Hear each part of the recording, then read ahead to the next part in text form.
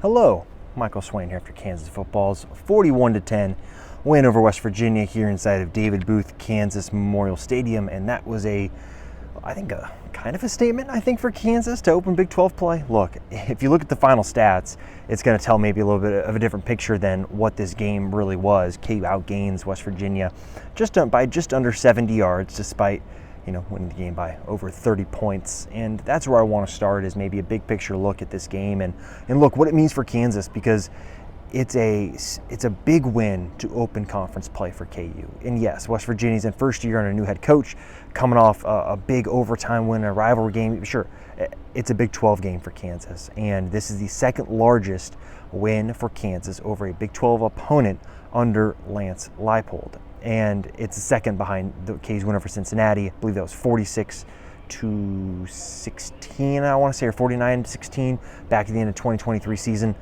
Look, anytime you win by this much of a margin, it says something. And I think for KU, it goes to show that I think this is a better holistic team than we've seen under Lance Leipold. You can look at the defensive performance for KU, and it was stellar.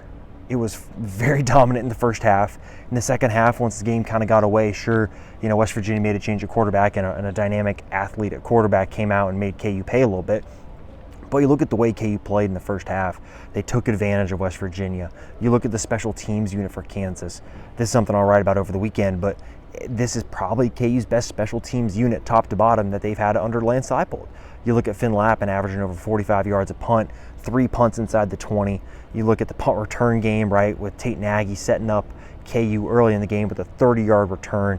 He continues to be dynamic with his punt returns. And then obviously, there's Emmanuel Henderson setting KU up near the 50 on one occasion, and then obviously punching it home for a 93, 94-yard return on another time. And it's a funny story about the first one. Henderson, I guess Leipold said it, Henderson agreed that he was told not to return the one that he took out to the 50-yard line.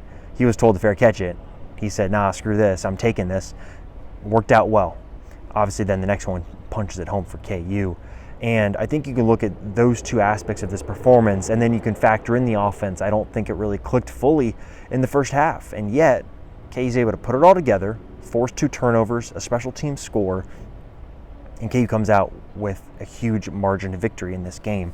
Look, is this a team, I'm not going to put a ceiling on the team at this point in time, right? I think you saw what happened against Missouri, right? Plenty of room for improvement. The margins, KU did not do well enough in them. What happens today? The middle 8 is when KU pulled away in this game, right? It's the 4th down where KU gets a stop. It sets up, a field goal at halftime. Then KU comes at halftime, touchdown. All of a sudden, that's a 10-point swing in 3 minutes of actual game time. Those are not the swings that have typically gone KU's way. Going forward, obviously, KU has to make sure that that's not remember when it happened against West Virginia type of thing, right? You got to make sure that's consistent over the course of several weeks, and it remains to be seen if it will be consistent. We've seen the fact that KU struggled in those moments over the course of the 2024 season, and against Missouri, KU's fallen short.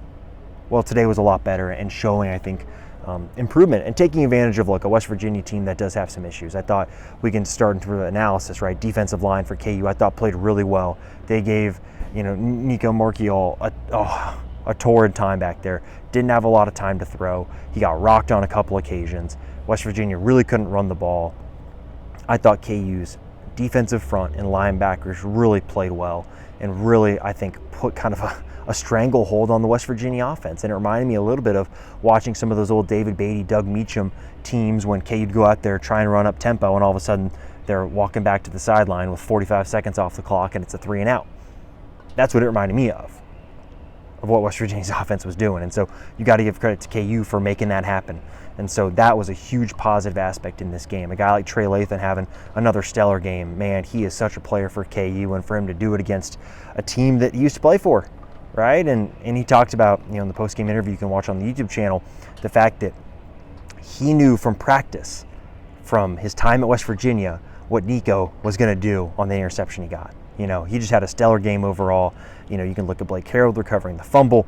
I just thought top to bottom, right, KU's kind of front 6 played really well, and the secondary did a good job of, for the most part, limiting passing big plays, and that's been something that has popped up throughout the course of the start of the season.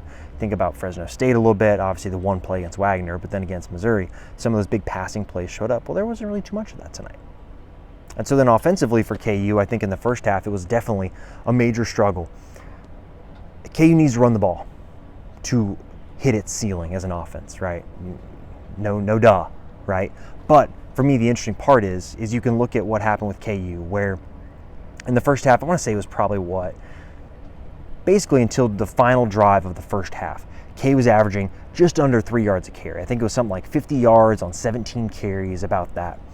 Then all of a sudden, Jalen Daniels gets his legs involved, and he gets 40 yards on that drive that sets up the field goal. All of a sudden, in the second half, Daniels takes it one or two more times, and all of a sudden the run game kind of opens up.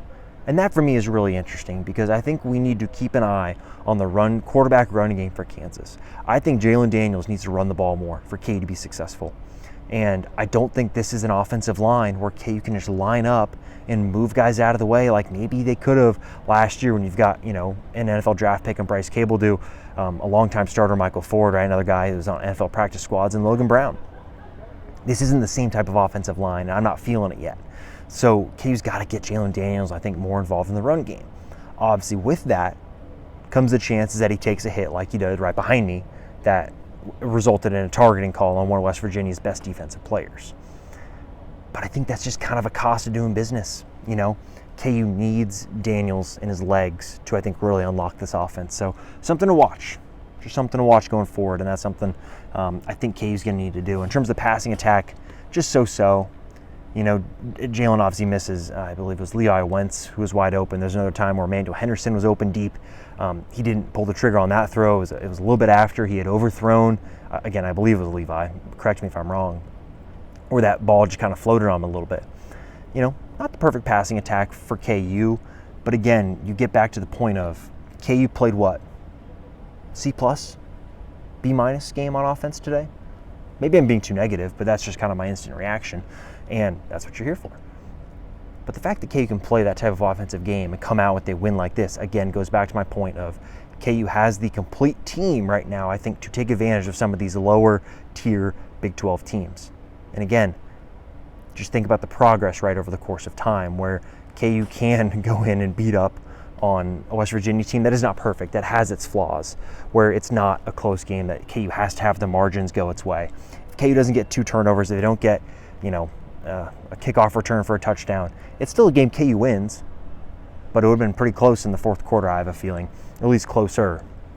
So I think top to bottom, you can say, hey, for KU, this is a great way to start Big 12 play. There's stuff to work on offensively, right? KU can get a better run game. I think in terms of the consistency of the offense, I think that can improve.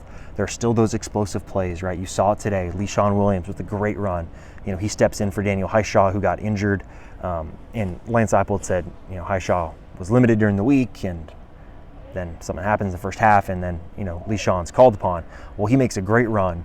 That explosive play. You got the explosive play on 4th down to Levi Wentz for the touchdown, right? KU's still showing that they can move the ball quickly at times.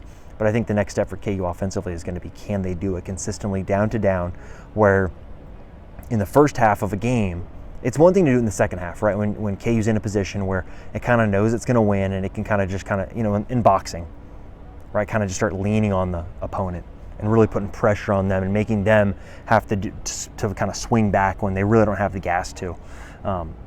I thought that's kind of what KU did in the second half, and we've seen that over the course of time, right? I'll never forget the BYU game here a couple years ago, where KU at the end of the game needed a drive to take 5, 6, 7 minutes, and they did just that, right? That's what KU can do at points of the game when it needs to in the second half like that. But I think it's in the first half when the game's in the balance that I see the room for improvement for KU. So look, Cincinnati better than West Virginia.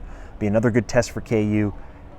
KU's going to be I'm interested to see what the spread is, because I was totally wrong on the spread for this West Virginia game. I thought it was too high.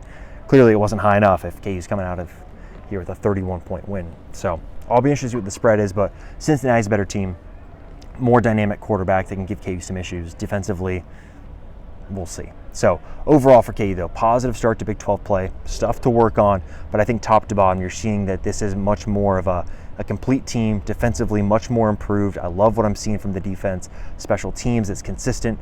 KU in the past, this is a game where maybe there isn't the big special teams play, or maybe there's a special teams blunder that allows West Virginia to get good field position that leads to a score that then changes the momentum, and all of a sudden stuff gets tight around here, right? That didn't happen, and that's complete team performance, and so KU's going to need that going forward. So again, positive stuff. Excited to see kind of what we get to see improvement-wise for KU, right, going into Cincinnati, UCF, Texas Tech. Going to be a really interesting stretch of play. Obviously, we'll have you covered at Fog.net. Make sure you're checking out all of our content there. Make sure you're liking the videos, subscribing to the channel. We'll be back with the Sunday podcast to break it down even more. Thanks for watching, as always.